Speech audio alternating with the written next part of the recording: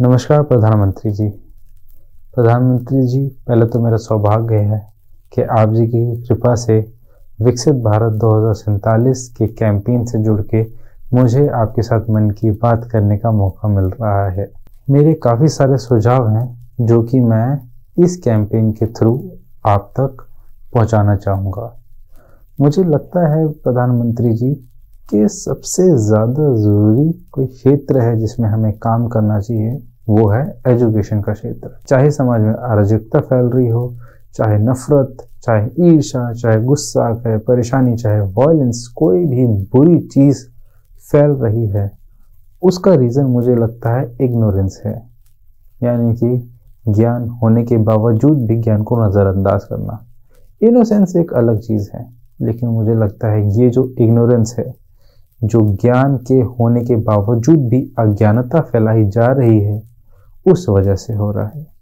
इसलिए मुझे लगता है कि जो न्यू एजुकेशन पॉलिसी आप लाए वो बहुत ही एक अच्छा इनिशिएटिव है, लेकिन उसमें मैं कुछ सुझाव अपने देना चाहूँगा। सबसे पहला सुझाव मैं देना चाहूँगा कि रिलीजियस स्टडीज़ एक ऐसे डिसिप्लिन इंट्रोड्यूस किया जाए हमारे सिलेबस में, क्योंकि हमने जो भी एजुकेशन ली, मैंने पर्सनली सीबीएसई बोर्ड के थ्रू ली, जो हमारा सिलेबस था उसे हमें पढ़ाया जाता था, क्योंकि हमारा उद्देश्य उस वक्त था कि मार्क्स स्कोर करना। स्कूल भी चाहता था कि हमारे मार्क्स स्कोर हों, इसलिए सिलेबस की बातें हमें ज़्यादा सिखाई गई। और इसलिए जो चीज़ें हमें आज अच्छा इंसान बनने में मदद करने वाली हैं, मुझे लगता है वो चीज़ें हमें सिलेबस में डालनी चाहिए।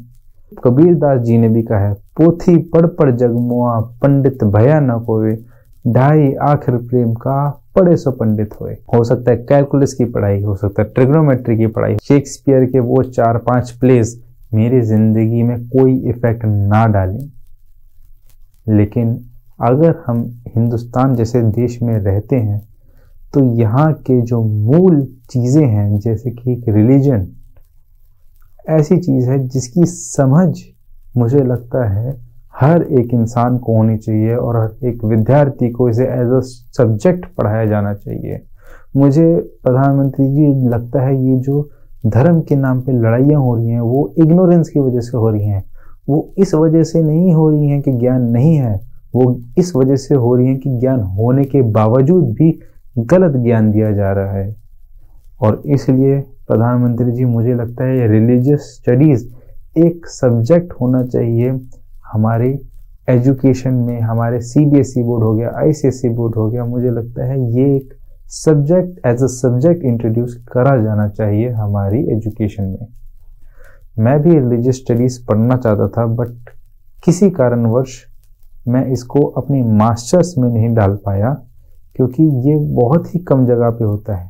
लेकिन मुझे लगता है मास्टर्स एक बहुत ही आगे की पढ़ाई होगी। बहुत सारे लोगों को तो ये भी नहीं पता कि जैनिज़्म, सिखिज़्म, बुद्धिज़्म ये सारे हिंदुइज़्म का ही पार्ट हैं। और बहुत सारे लोगों को तो ये भी लगता है कि हिंदुइज़्म एक रिलीजन है, एक धर्म है, लेकिन लोगों को ये नहीं पता कि हिंदुइज़्म एक फिलॉसफी है, एक जिंदगी जीने का तरीका है। ये सारी बातें मुझे लगता है कि एक मास्टर्स करते हुए बच्चे की या मास्टर की प्रिपरेशन करते हुए बच्चे की, जो कि शायद पूरी दुनिया में मुश्किल से 1% भी नहीं करने वाले, ये समझ मुझे लगता है हर विद्यार्थी को होनी चाहिए, हर सिलेबस में होनी चाहिए। चाहे पारसी धर्म हो, चाहे जुडिज्म हो, चाहे क्रिश्चियनिटी हो, चाहे इस्लाम हो, या चाहे हिंदुइज़्म हो, चाहे सिखिज़्म हो, चाहे जैनिज़्म हो, चाहे बुद्धिज़्म हो, इन सारी धर्मों की समझ मान लेते हैं। कुछ प्रॉफिटिक धर्म है, कुछ नॉन प्रॉफिटिक धर्म है, कुछ में पैगंबर होते हैं, कुछ में गुरु होते हैं, लेकिन इन सारी चीज़ों की समझ एक इंसान में होनी चाहिए। और उसकी इंसान की शुरुआत होती है कि विद्यार्थी से। क्यों ये अराजकता इतनी फैल रही है, क्यों इनटॉलरेंस होते जा रहे हैं, क्यों? क्योंकि हमें असली समझ उस धर्म की, उस फिलॉसफी की, उस जिंदगी जीने के तरीके की है ही नहीं। और मुझे लगता है ये समझ हमें अपने स्कूल टाइम में ही मिल जानी चाहिए, क्योंकि ये हमें एक अच्छा इंसान बनने में, प्यार करना सिखाने में, दूसरों की इज्जत करना सिखाने में मदद करने वाली है। तो चाहे हम कितनी किताबें पढ़ लें, लेकिन अगर हम एक अच्छे इंसान नहीं हैं तो उस पढ़ाई का कोई फायदा नहीं है। प्रधानमंत्री जी, दूसरी बात मैं कहना चाहूँगा कि मुझे लगता है कि हमारा एजुकेशन सिस्टम ऐसे डिज़ाइन किया गया है कि बहुत सारी उसमें बंदिशें लग जाती हैं। मैं अगर अपना उदाहरण दूं तो मैं कॉमर्स स्टूडेंट था, मैंने 11th-12th में कॉमर्स ली थी, लेकिन वो 16 साल के बच्चे को एक ऐसा डिसीजन लेना है कि वो 80 साल तक उसी डिसीजन पे डटे रहना पड़ेगा उसको, क्योंकि उससे बाहर निकलने का उसको कोई भी रास्ता नहीं है। क्योंकि मैंने कॉमर्स ली थी तो मेरे पास बहुत बंदिशें हो गई थी। मैंने कॉमर्स ली, मैंने पढ़ाई करी, मैंने ग्रेजुएशन करी, ग्रेजुएशन में मुझे अच्छा एक्सपोजर मिला, लेकिन धीरे धीरे मुझे लगने लगा ये स्ट्रीम शायद मेरे लिए नहीं है, मुझे साइंस स्ट्रीम की तरफ जाना चाहिए, क्योंकि मेरी रुचि साइंस स्ट्रीम की तरफ ज़्यादा बढ़ने लगी। लेकिन क्योंकि मैंने कॉमर्स स्ट्रीम ले रखी थी तो मैं साइंस में कहीं भी नहीं जा सकता था। एक अच्छा मुझे ऑप्शन लगा कि क्या मैं फिर से 12th कर सकता हूँ, क्योंकि 12वीं अगर मैं फिर से कर पाऊँगा तो मैं इस बार साइंस लेके कर लेता हूँ एंड आगे मैं साइंस स्ट्रीम में आगे जा पाऊँगा। कुछ लोग कहेंगे कि अच्छा पहले ग्रेजुएशन कर लिया, अब 12th दोबारा से करोगे, भाई टाइम वेस्ट करोगे, तुम पैसे कैसे कमाओगे, तुम नौकरी कैसे लोगे, और लोग तुमसे आगे पहुंच चुके हैं। लेकिन प्रधानमंत्री जी, ज्ञान इस रेस से कहीं आगे है। ज्ञान सिर्फ नौकरी पाने के लिए नहीं, ज्ञान वो प्यार बढ़ाने के में, ज्ञान वो मानवता को आगे बढ़ाने में इस्तेमाल करा जाना चाहिए, ना कि सिर्फ नौकरी की रेस में भागने के लिए। लेकिन बात वही हुई, जब मैंने इसके बारे में सोचा 12th दोबारा करने के लिए, तो मुझे पता चला अगर मैं 12th दोबारा करी तो मेरी 12th की मार्कशीट कैंसिल हो जाएगी और उसी बेस पे ग्रेजुएशन भी मेरी कैंसिल हो जाएगी। मुझे लगता है कि एक ऐसा प्रावधान होना चाहिए सीबीएसई में कि जो बच्चा 12th कर चुका है सीबीएसई से, वो फिर से सीबीएसई में कोई भी सब्जेक्ट में एग्ज़ाम दे सकता है एंड वो अगर उसमें पास होता है या उस पर जितने भी नंबर आते हैं वो उसकी मौजूदा मार्कशीट पे अपडेट किए जाने चाहिए। एक रास्ता है एनआईओएस का, लेकिन मुझे लगता है कि वो उसमें अभी तक कोई भी बदलाव नहीं हुए हैं एनआईओएस सिस्टम में, एंड बहुत ही अजीब सिस्टम है, क्योंकि सिलेबस कहीं भी वेल डिफाइंड नहीं है उसका, कहीं से भी कुछ भी एग्ज़ाम्स में आ जाता है, कुछ क्लैरिटी नहीं है। और सिर्फ एक एनआईओएस सीबीएसई से पढ़ा बच्चा एनआईओएस में जाके उसे और कुछ नहीं, बस परेशानी ही होने वाली है।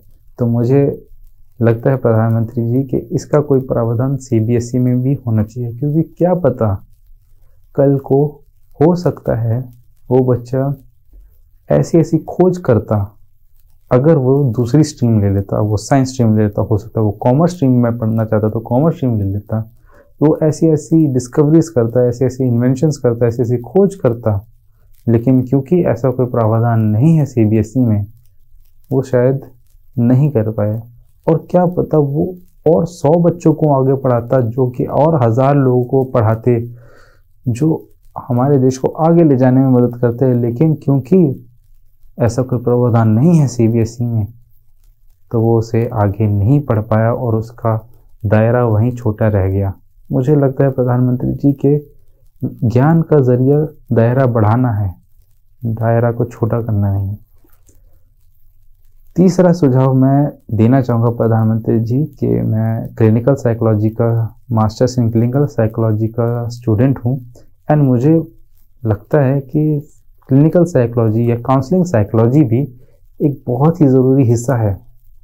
मुझे लगता है हमारे डिफेंस में, हमारे सुरक्षा कर्मियों में, स्कूलों में भी इसका इस्तेमाल, इसका अच्छी तरीके से ऑन फील्ड इस्तेमाल होना चाहिए। आजकल विकसित देश साइकोलॉजिकल ऑपरेटिव्स हायर करते हैं अपने डिफेंस में, अपने सुरक्षा कर्मियों के लिए, यहाँ तक कि अपने कर्मचारियों के लिए भी, चाहे गवर्नमेंट कर्मचारी हो चाहे प्राइवेट कर्मचारी हो, उनके लिए भी स्कूलों में भी साइकोलॉजी की बहुत ज़्यादा डिमांड है।